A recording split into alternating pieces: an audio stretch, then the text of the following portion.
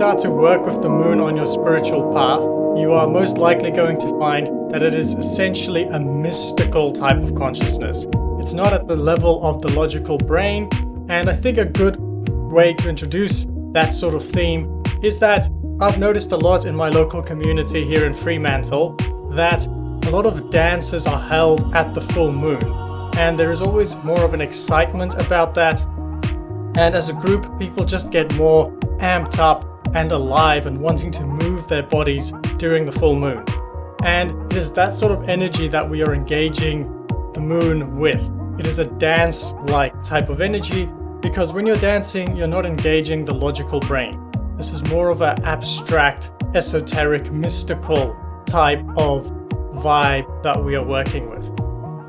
Okay, so also another way to get even deeper with this mystical topic, I think it is very interesting, again, here in Australia, there is an annual event, I believe it happens every December, where corals all release their sperms and their eggs on a full moon one night of the year, and they release this all at once.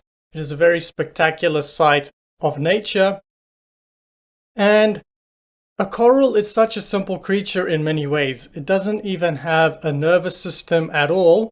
So if a coral can keep track of the cycles of the moon, then it is very, very plausible, very, very likely that the human body also has some sort of an energy link to it. And that can be at all levels of the biology, the physical, the emotional, the mental.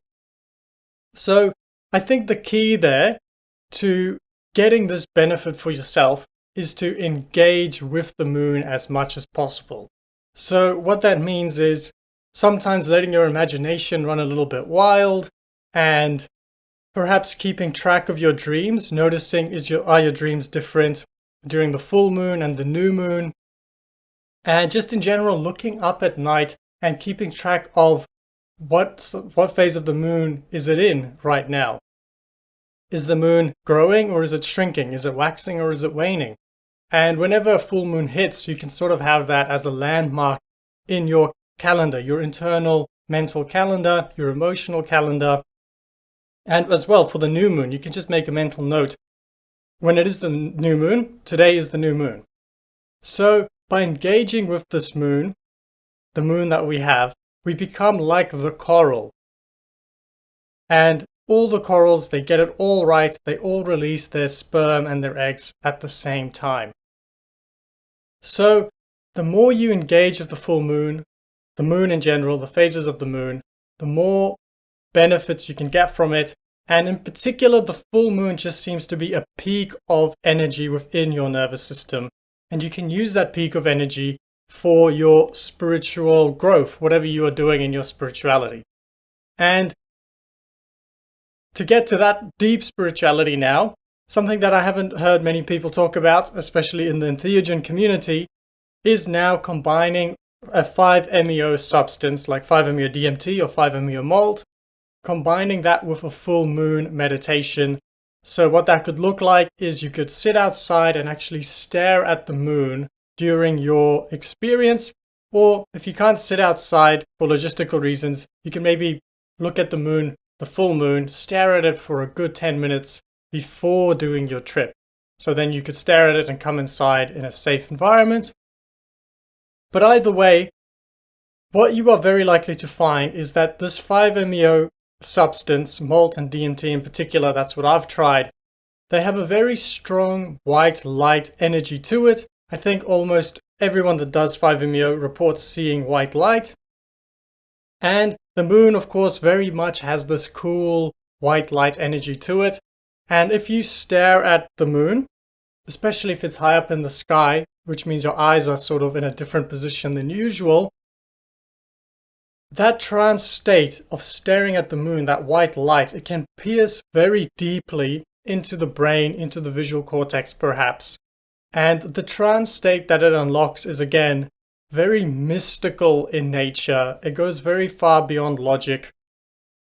And for me, I've found, and it seems to be corroborated by other people's mystical experiences, what this does is it connects you to a more cosmic, solar, not sun, but solar system level of reality of consciousness. A place where time has a different sort of meaning, where you can sit and look at the moon for an hour like that. And a place where you're not attached to your physical location so much. The last time I did 5-MeO MALT during a full moon, it was actually a very spectacular one, a very unique experience, much different than just a normal 5-MeO MALT experience.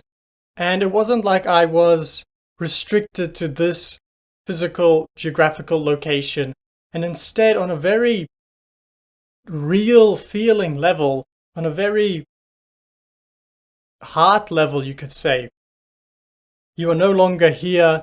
And actually I was transported to the Himalayas, the place of the spiritual fountain of the world, perhaps. Now that could all be in my mind, but it was still a very real healing experience.